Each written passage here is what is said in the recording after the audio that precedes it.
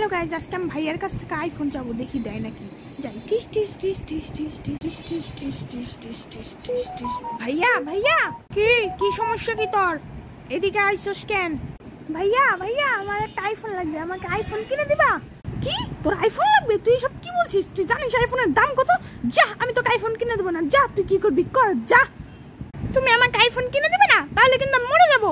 আমি তোকে আইফোন কিনে দিব না না না না, মানে না। তুই যা খুশি তাই করে নে, তুই মরলে গিয়ে যা, মর যা, আমার সামনে থেকে দূর হ, সর। ঠিক আছে, এখন আমি মরবো। ভাই আমাকে আইফোন দিল না। এইটার উপরে উঠি, তারপর গিয়ে মরি।